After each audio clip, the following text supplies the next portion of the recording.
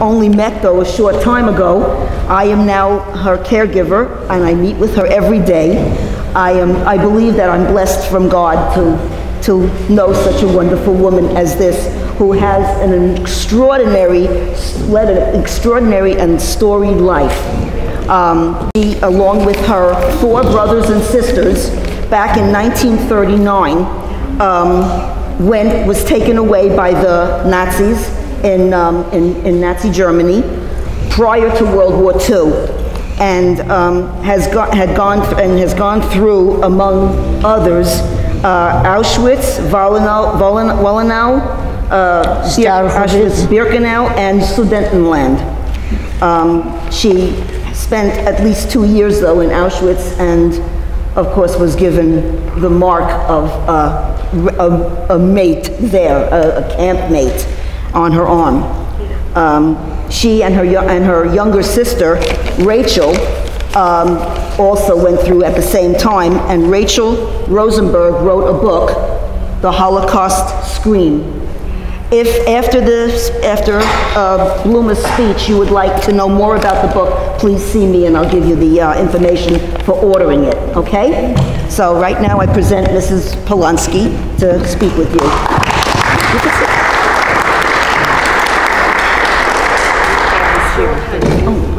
Oh, here. Maybe first try to see if this is enough. Okay, I'm BLUMA POLONSKI. I am 85 years old.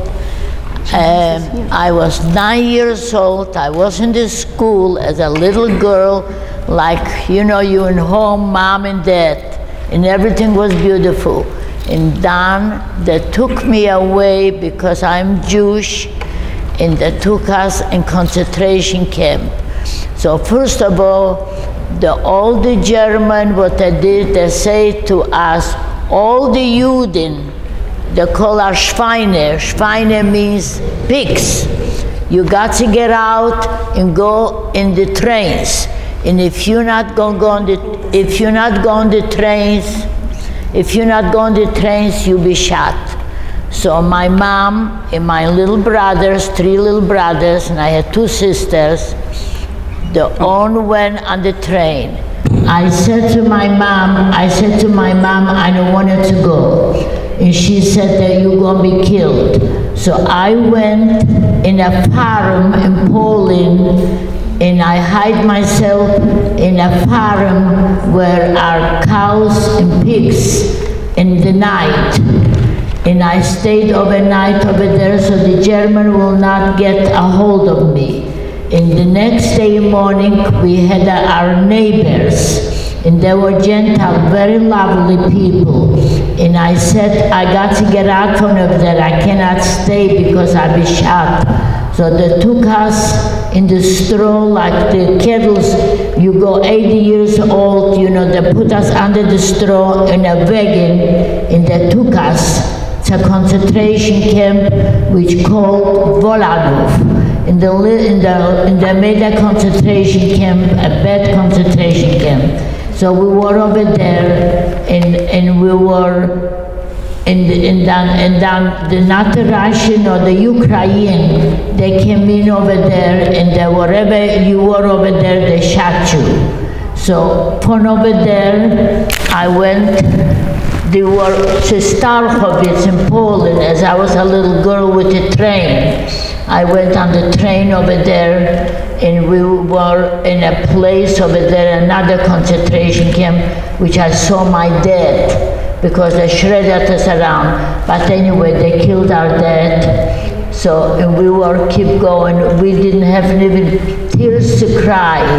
So we were like skeleton, skinny, and working out. And down there, what I did, there was another transport that took us on the trains, and just like the sardines, and they took us to concentration camp, which called Auschwitz. And I do have the number here, which this is my number, what I stay in the line, and they called this. They took us, they shaved off the hair, and just we were like kettles. We stayed all night long over there in concentration camp. I had a little job. What the job was to pick as a little, the children got all gassed. They took him on the things, and they just went right away, and they went to the gas chamber. They gassed us, and they put gasoline, and they burned it night and day. Night and day was burning. I was over there for 3-4 years, no, 3-4 months, and I picked rocks for the German, you know, to make some things for over there. They used us. So from over there, we didn't have no food. For our food was one piece of bread, and then the soup was from potato peels. They gave us the soup.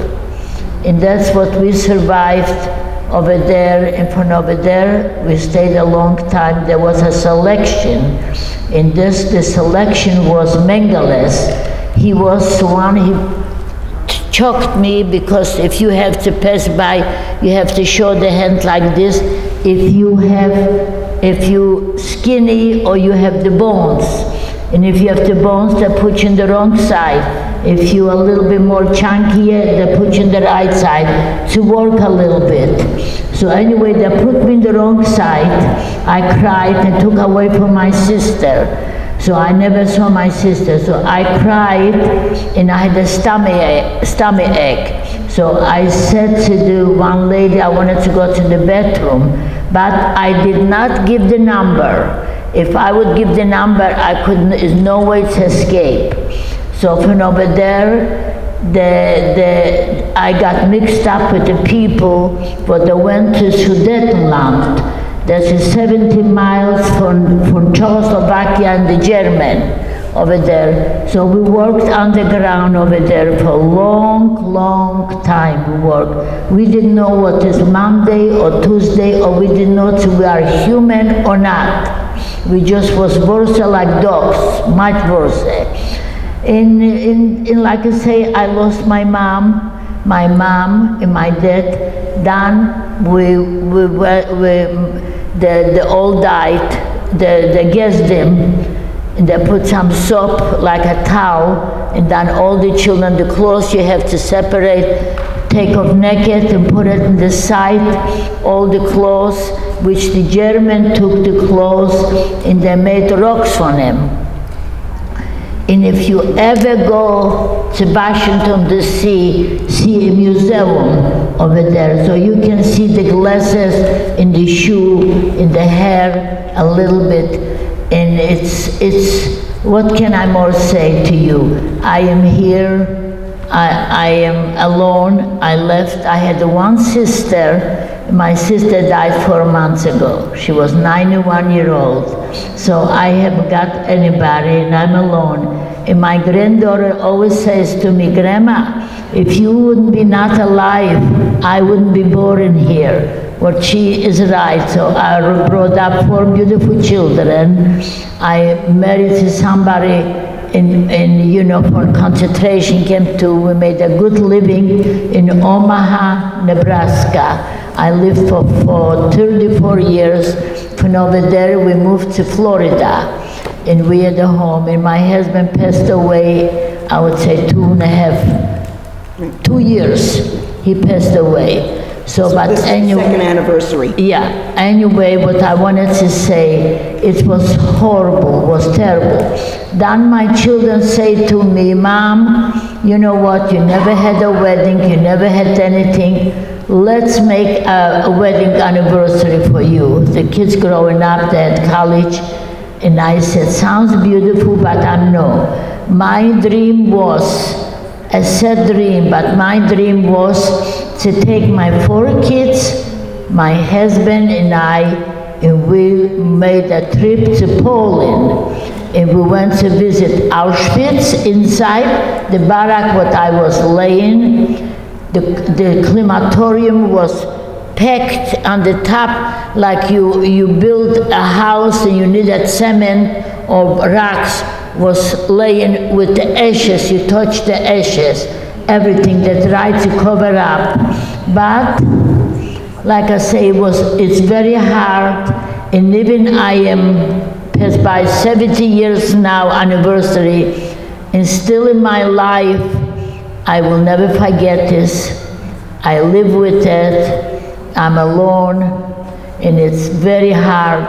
Now I moved into Scottsdale, Arizona. I am in the V, in a home I am now, because I haven't got anybody anymore. And this is my friend, what I have here, what she take care of me, whatever it is. But it was very, very hard to realize, to understand the corpses and the people in what went on. Whoever saw Schindler's List, you know, was a show, or a piano, then they can tell you what was on. And now it's coming up, a new picture's going to come up. What do you call the picture? I forgot it. It's going to be something new now in television. In the middle of September. I'll let you know. Yeah, it's going to be new. But anyway, like I say, I survived. I am thankful God I am here, and I'm alive, and whatever God gave me, I have left in my life. And people are nice, they're wonderful, and whatever it is, but it was a hard life. I went back to Poland. I decided I won't go back where I was born. I walked in the house, and I knocked by the door. There was a Polish lady, and she said, "What do you want?" And she says to me in Polish, "I am surprised a German didn't kill you." But I ignored her, and I said, I just wanted to go upstairs in the attic. There is some pictures. This was after the liberation, but she did not let me. And I ran with my sister. I ran miles away in the woods, and we stay overnight. And then the Red Cross took us. They helped us to give us a little water or a piece of bread or whatever we had. But it was horrible. But anyway, I lost my dad, I lost my mom, and I lost my 3 little brothers. They all went forever. And I am here, and I'm thankful to God as God let me live and be here with the people. It's so much to tell. It's so much to do. You can't even imagine. You can't even imagine our terrible life we had. And it's not too many left already from the survivors. There is, I think, 300 and something from 6 million. They're all gone. But few is still survive, maybe 100 or more. But they're all in the 80, the 85, that's all. And after this, it's going to be written now. You got in every place, there is a memorial. Memorial you can see from the 6 million people. Then you go to Washington DC, you see it. You can go to any place, you know, in Florida, it's beautiful over there in every place. But our life was shredded. Our life has never been the same anymore. And it's very hard. It's very hard. I'm wondering, would you like to take questions? I'm wondering if someone... Yes, yeah, I would like to. If you ask me a question, please do. Yes. May I add one thing? May I add that if, besides the Holocaust Museum in Washington, there's also Yad Vashem in Israel, which is also, has a big section of it also related to the Holocaust. There are over a million children. It's chilling, it's chilling. Over a million of children that took him on the trucks, and they say bye-bye, they didn't know where they're going. Kinder transport. And they all went forever. They guessed them. I went to Treblinka. Treblinka was the headquarters, was Eichmann, a German Eichmann, what they called it in the killed him. Eichmann arranged this in the woods, and this was a factory over there, complete factory. You come with a train, you go down in the tunnel, you take off the clothes complete in the side, and you just go in, and they gas you. They gas you, and this was painful. And then they put gasoline, and it was burning night and day. Night and day was burning. They cover up with cement, you know, they cover up, after the war, they cover up with cement. Wow. So like it's never exist, never been, but it's all gone. And this is, and I hope and pray I never will happen this again, never, never. Again, for human being, what we are living here. How did you connect with your sister then again? Or how did that, because you were separated from your sister? Yes. You know, I'm just thinking, maybe if you have a question, if you're brave enough to just come up and use the mic, then everyone can hear, and then Yes. if not, we can sit down. Yeah, I'm just curious about your sister. How did she get I out met my sister in Auschwitz by the wires, electric wires. She didn't recognize me. I had no hair, no nothing, just shaved off complete. She throwed me, she cried. She throwed me a piece of bread through the wires. A little piece of bread she had it, of the wires, you know, that's all. But then after this, I could not find it. When the war ended, we had the Red Cross. People were very lovely all over the United States. Everybody tried to say, the synagogue and the churches, and everybody tried to help us. So we went to Germany, we were in Germany, and we registered ourselves to go. You could go all over the world you wanted. I did not want to go to Israel, which Israel is my country, but I knew they're going to put me in a kibbutz. I worked hard. I had a hard life as a child. I didn't have nothing. And now, like I say, I'm older, so I developed dolls. I like dolls. So my granddaughter came in and she said, Grandma, aren't you too old to have dolls? You know, you age. I said, honey, yes, you are right. When I was a little girl, I didn't have a bicycle. I didn't have nothing. I was driven away from the school out, and I never saw, and I didn't have the schooling either. Not, you know, I don't know on the computer, but I learned the basic, and it is hard. I raised my children with the accent. I helped them in the school, and I brought up 4 beautiful children, 2 daughters and 2 sons. I have 1 son, he's a doctor in Tucson, Arizona, which is named Dr. BLUMA Polonski. And he helped a lady when the congresswoman got shot in the head.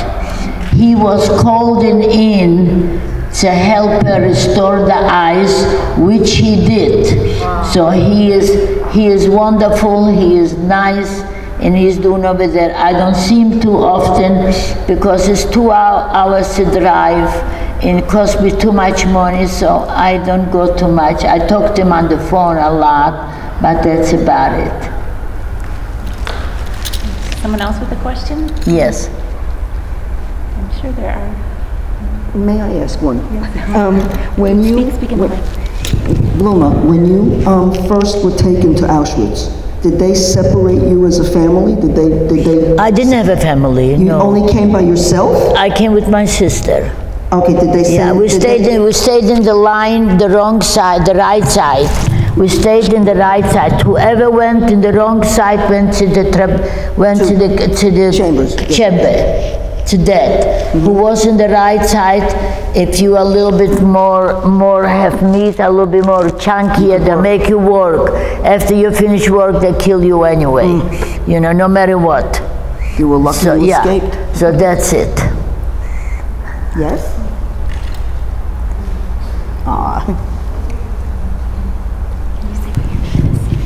My name is Rachel.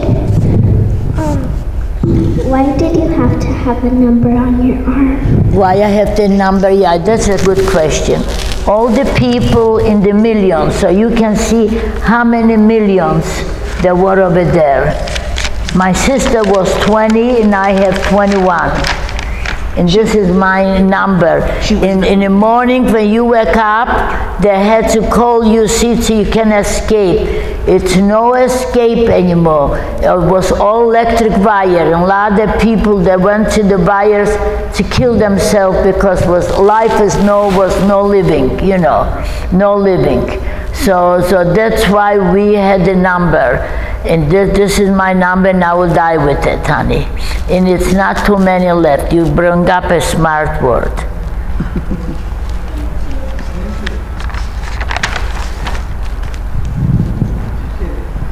Could you tell us something about the day you were liberated? The day I asked about the day she was liberated from the camp. Oh yeah, when I was liberated, we were underground working for the German buyers. And we didn't know what is going on. We see the German running. We didn't know what they're running. We didn't know what day is, what month is, whatever it is. We didn't know. We were just like little ships.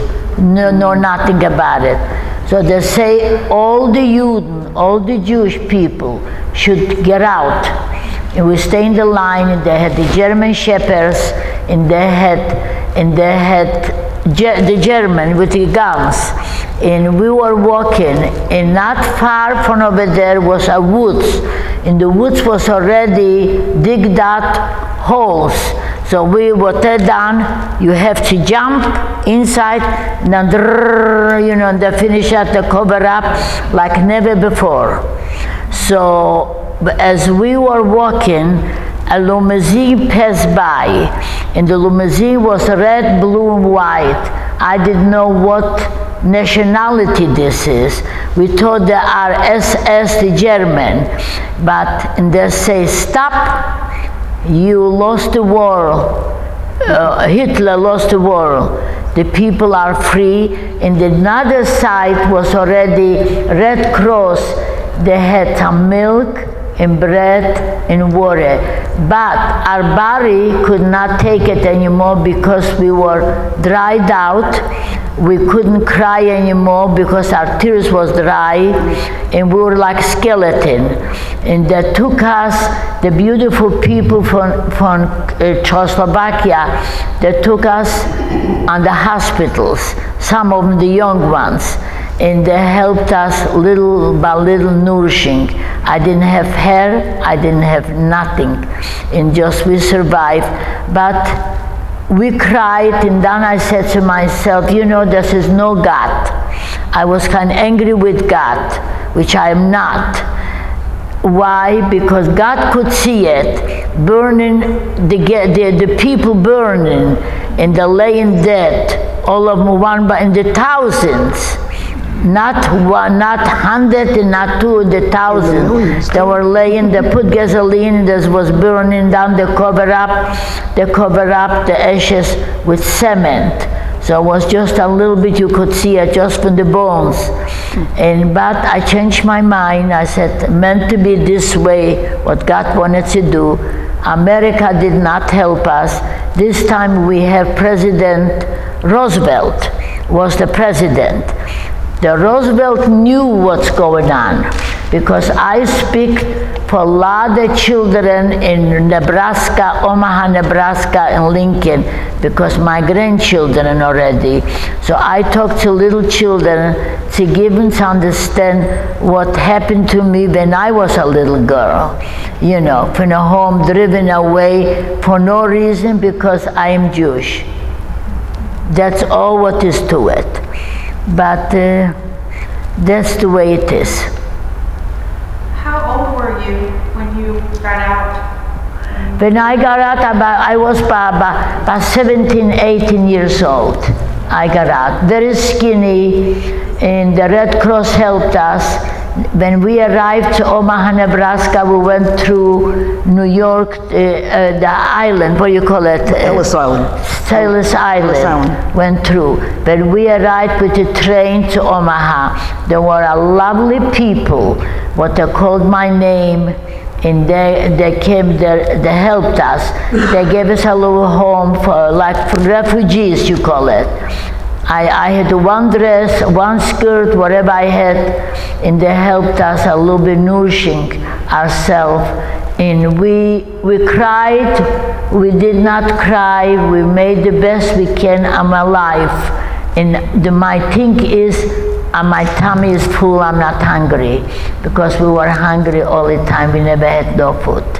We have nothing. So they helped us, and little by little I found my husband, I got married, we worked our life, we went to the school and learned and be normal like everybody else. And I brought up 4 beautiful children. How did you meet your husband? How I met my husband? In Landsberg, Germany. I met him when we were together, all the young ones who ever survived. We had a little dance. And he came to me, asked me for dancing. And I talked to him and yeah, he asked me for dancing, that's true. In this time, I went to a place, I bought material, and I learned to make dresses. So I made my own dresses, and we made a little wedding. Somebody gave me a well, and they gave me a wedding dress. And we made the best we can. We started we couldn't speak, and I wanted to tell you, I had a job by mattresses. I saw mattresses. So and I was pretty fast in it. So a lady came to me, and she said to me, "Go to hell." So, going to hell, so I learned to say thank you. So I said thank you to her. And another lady said, "Do you know what she said to you?" I said, "No." She said, "Go to hell because I'm a good worker." So this the way it was hard, was not easy, my dear, not easy, not easy. It was tough. We rent a little house. We made the best. My thing is, I am free. I don't have. Took us many, many years when we went to sleep. The German and the guns and the blood and the shooting and all these horrible things. The concentration camp locked up. And when I went over there with my children, that was the best. This was my money to spend. They made pictures. And we cry lots of time. My daughter shows the pictures, from the concentration camp. Special when we were over there. Treblinka was the factory for millions of people. Children over 1 million children. So I am here, and nonetheless. And when I go away, which is left very few, is for you children, you grandchildren will be saying what happened for human, what they done to human. Were there other nationalities in the concentration camps? What? Were there other nationalities? Yeah, there was a lot of gypsies. French? Gypsies, people, yeah. From what nations? From what nation? They came from Poland, from all over. And then most of them was Jewish. Most of them the Jewish people. He wants to destroy everybody. Because black people, he didn't like black people, I'll tell you the truth. When I survived and I went on a bus and I saw black people, and I never saw it before, a human being, and and I said myself, what kind of people is this? Black. But no, was no black, no. Just the gypsies and the Jewish people. But they were from many countries, though. They were from many countries. Oh, definitely, from all over. They couldn't go to Argentina, not Argentina. They couldn't go maybe to Brazil, not Brazil. Argentina? No. Not Argentina. Some places they couldn't make it, but they were all over. They swept at everybody. In the morning, early morning, like I said, the German came, and they had some little, what I can say it, all the Jewish people from all over, they got to go on the train. They hold them on the train, and they all finished them up. you know. But few of them left, not too many. The all, you know, all the people gone. So your sister Rachel, did she marry and have children? Yes, she got married, she had children, she still have, she died just 4 months ago. She has a daughter and she has a son, one in Los Angeles, one is in some place by Chicago, some place over there. Minneapolis, yeah, but she's gone. That's what I got. Now nobody anymore. It's all gone, all finished, except my 4 children I have, and for my 4 children I have 10 grandchildren. So I have some few of them, which is wonderful. They're not with me, but at least I have somebody once in a while, and that's all. But it's all gone, honey. I had a question. How old were you when you were in Auschwitz? What? How old were you when you were in Auschwitz, when you first? When I was in Auschwitz, I was 9 years old when they took me away from Omaha, Nebraska, from Europe, and done in 2-3 camps more. But God let me live whatever. I didn't do anything wrong, and I picked the rocks, I picked the cement every night, every day for them, and we slept in a barracks. If you see it, there were 8 people in a barrack and straw, and we were hungry, we didn't have nothing, we were worse like animals, much worse. How old were you when you were free? When I was free by 17, 18. And we said we have to get out over there, start a new life. And then the people helped us a lot. For the survivors, you know, survivors. They gave us clothes left over. They gave us a little place to live. And they told us there's a supermarket, and they say to us, if you needed food, go over there, buy, just sign it. They were very nice. They were Jewish and not Jewish, both. Were very nice and wonderful. They helped us till we recovered. We went to the school to learn English. We couldn't understand reading and writing. We couldn't understand everything. It was Omaha, Nebraska. Yeah, we got transferred to Omaha, Nebraska. So we didn't know where Omaha, but was nice and peaceful. And my husband became very well. He done very good. And I raised 4 beautiful children, give them education, college, which I never had and never could have. So they're doing very well. The kids doing good. And how old were you when you got married?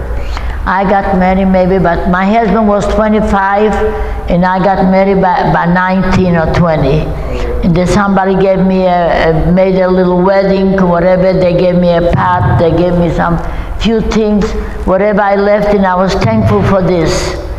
I was thankful for this, whatever I had, as long I am free and I'm not hungry, in a roof of my head, whatever it is. And you went to Poland? Huh? You agreed to go to Poland? You went to Poland? I didn't hear if you went to I went to Poland back, yes. With your family? I went to Poland. I didn't want to have a party, nothing, but I wanted to go back to see my home. But the lady did not let me go up to pick up the pictures. And I went to my home. There was a lady living in my house, which we couldn't do anything anyway. So we went back to Red Cross, and then they said, register yourself, go wherever you feel to go. And that's what we started from scratch. I didn't have a family or a mother, a father, or an aunt to give you a hand or to help you. You have to help yourself, whatever, just like a little tree for nowhere. I was going to ask, what was I going to ask? Your husband, what did he do? What was his My husband was electronic. He learned in Germany a little bit, electronic, and he built himself up, and then he had his shop. He raised it, then he starts, then he said, that's not going to be enough, so he got with another friend, and he starts to build shopping areas. So he done very well. He done very well, and I had enough. I had a nice little home, which over there is Buffett. You know Buffett, the multimillionaire, lived in Omaha. Buffett, if you know Buffett, you know. Warren Buffett, the multimillionaire. I didn't live too far from over there, and my husband was pretty good, you know. And then he died 2 years ago. He was a good provider, and I raised my children beautifully.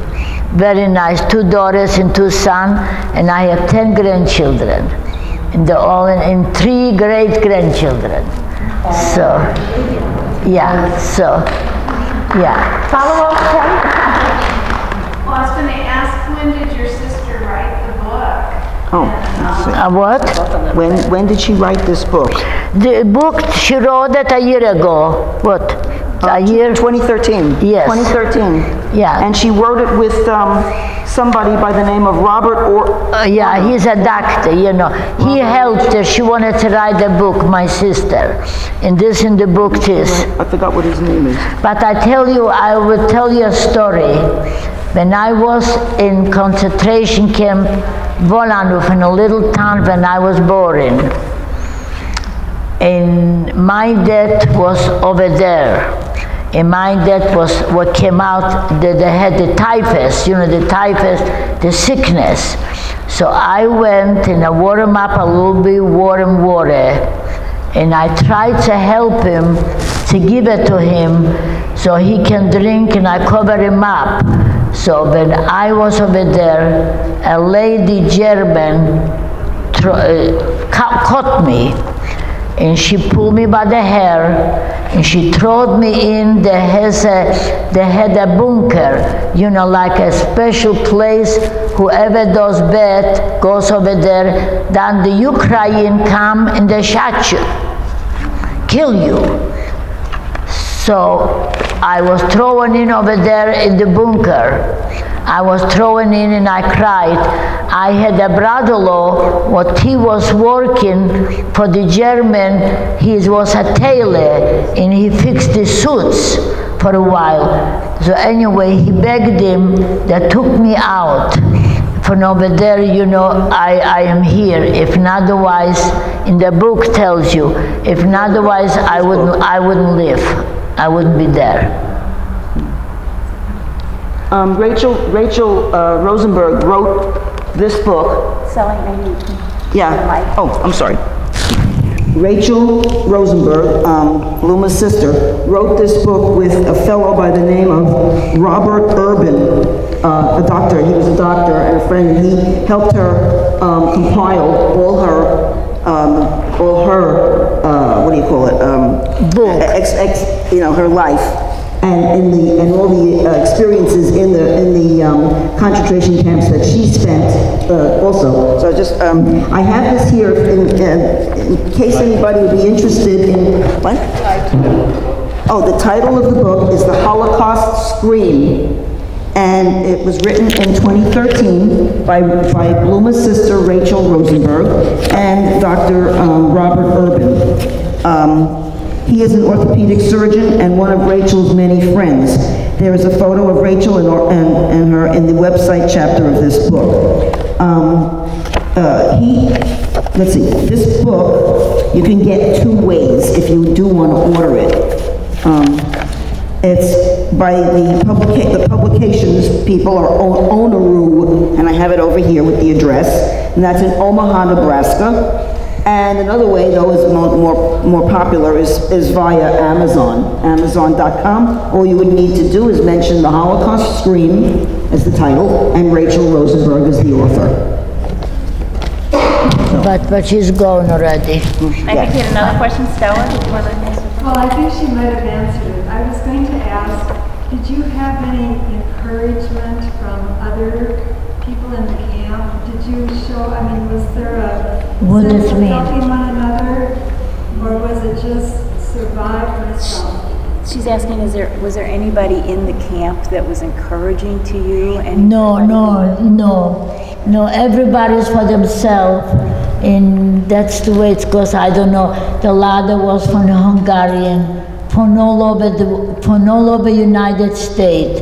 They took all the people together, that's all. No, I didn't have anybody, no, my dear, no. When I came back, 12 years ago, I went back over there. I cried a lot. I saw it now. Well, if I would not alive, I wouldn't see it. I saw the crematorium, I touched it. I saw the water over there. I saw the bones laying over there, which German tried to cover up. But the way it's staying over there, whoever goes in the ladder buses and children coming to see what's happened, you know, what could there be done, something like this, never been before. This is one in a lifetime, never. In United States knew, in the President Roosevelt knew what's going on, but nobody could help us. And just day by day till Germany broke down, that's finished, Hitler, and that's all. Maybe another way to ask it too would be, did you have another, like a friend, you were 8, 9 years old? Yeah, I had some few friends, like girls that survived, worked together, but nothing, they were in the same position what I am. But nothing special, nothing. So no one else from your town even was there? No, wow, no, oh my goodness. No. We came by ourselves and start a new life, and you know, little by little with schooling, to go with people, and I'm learning, and I remember the children were in the school, the first grade, the second grade, and they wanted to help me. I wanted to help them with the homework. I couldn't understand. So now they have their own grandchildren, they're laughing sometimes. They say, Mom, I remember, but I was a good mom. I baked and I cooked, and I remember I lived in a house. Was an old house. It was ladder. The porch was like slivers, you know, old. So I took the 2 children. I had 2 children already, you know, and I took him to buy some paint, and I painted, you know, so they will not have the sliver. And they remember as they were children. But like I say, I am thankful I brought up beautiful kids and grandchildren, which I have a grandson is a doctor. He is a doctor in New York in cancer. I have a son, he's a doctor too. So my daughter is doing very well, and good provider. They're living right here in whatever. Yay, Mom!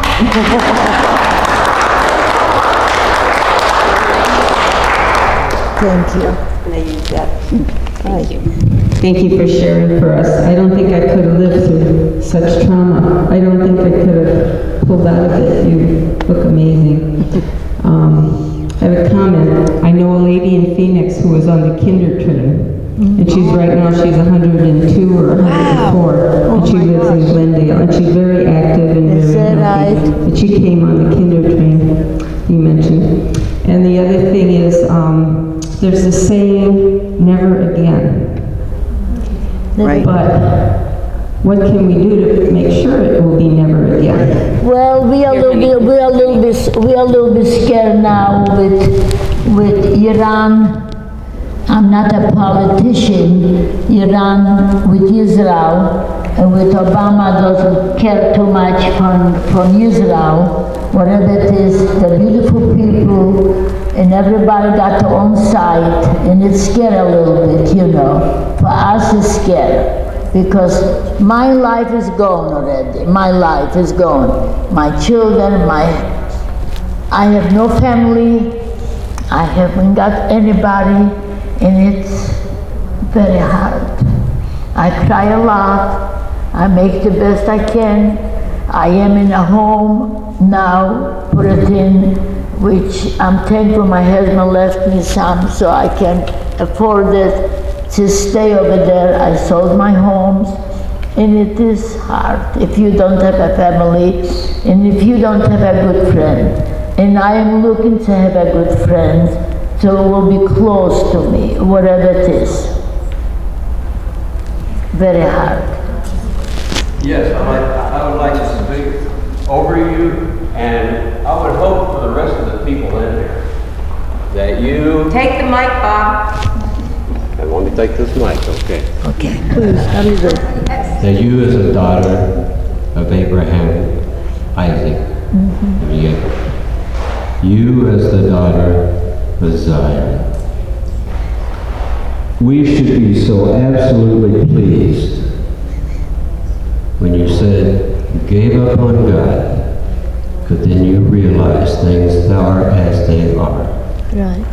Things in the Tanakh, things in the Torah, things of Israel, of Judah, things that happened in the past where Israel was captured and destroyed, but brought back.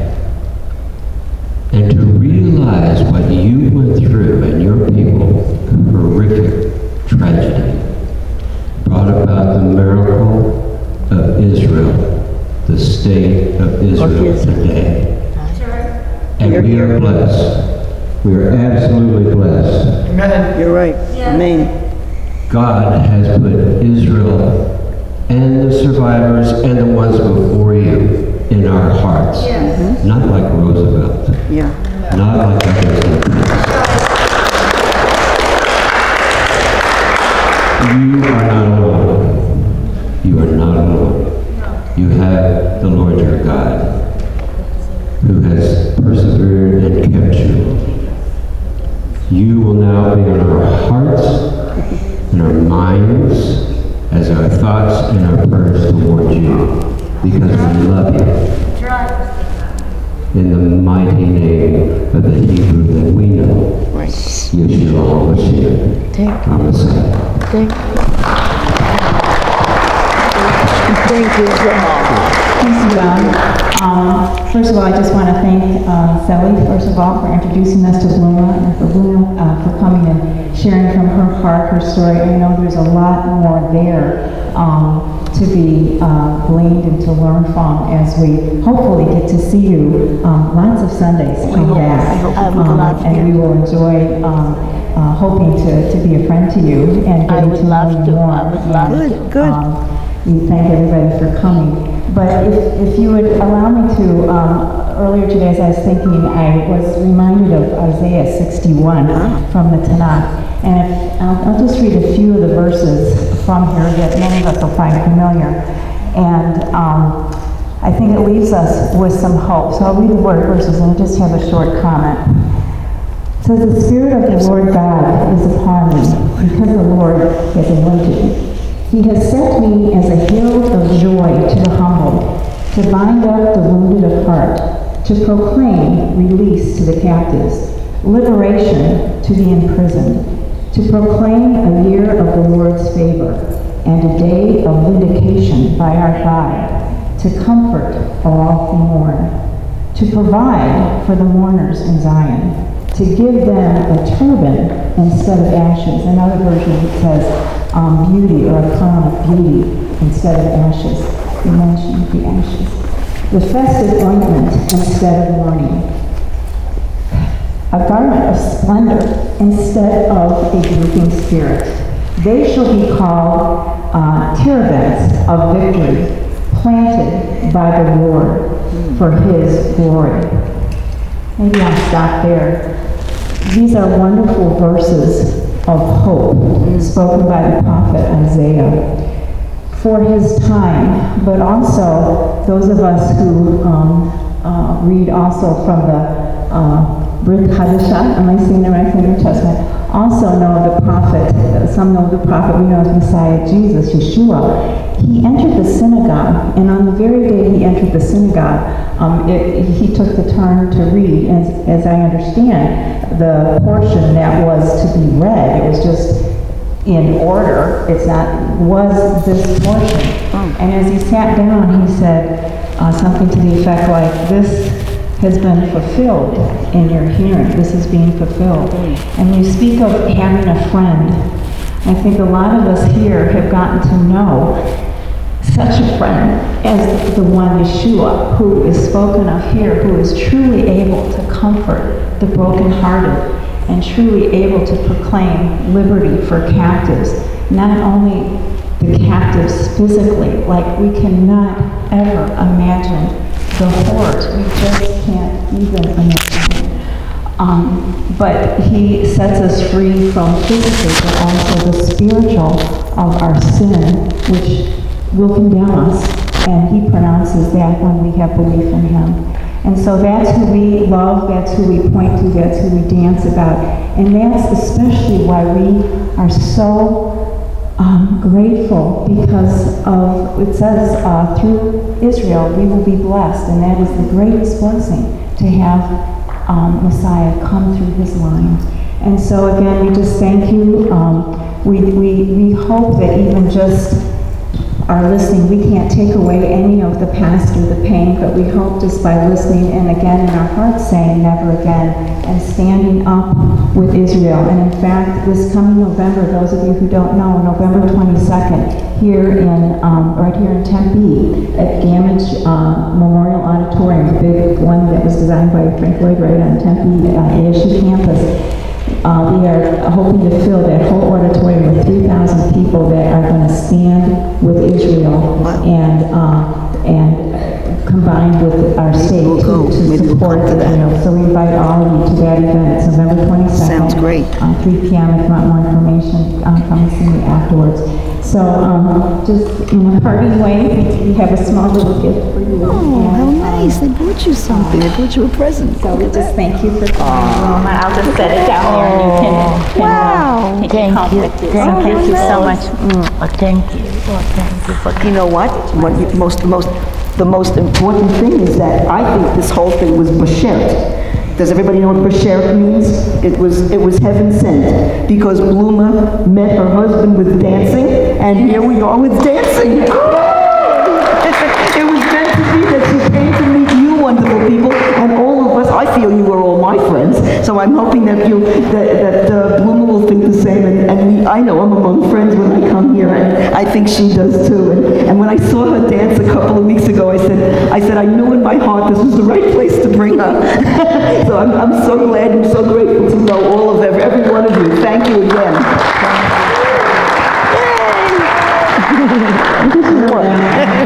Giving BLUMA this book. It's called Supernatural or Just Remarkable. If you're not familiar with this is put out by some people who live in Israel who are believers who encourage Aliyah for return to Israel, and they also just comment on the history of Israel and the miracle just that the state, and I think it's a really well done book. It's very colorful and a lot of interesting facts about things I surely didn't know about, and of course we know that there is a wonderful God behind Israel, and he is never going to leave her. Thank you. Bob has one more. He has a little presentation that he wants to give to you. Oh, sure. Wow. Microphone, please. Can't you hear me? The Lord put the Holocaust in my heart over a year ago.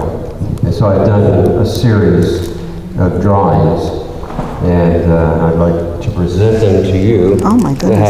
And the 4th series begins with the beginning and the incarceration, and then you have the release, and then Ezekiel 37, when in 1948 Israel comes back. And then the last one is Israel as it is today, and how God has blessed it immensely. Thank you. Thank you so much. Are you a spiritual person here? I hope so. Are you But a not rabbi right. or a? I am a son of God. Oh, okay. Nice to meet you. Thank you so much. Thank you. Oh my! Wow.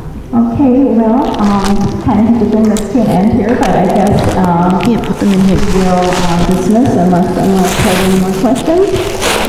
And again, please stick around. There will be some more dancing and more time to visit with BLUMA. And again, thank you all for coming.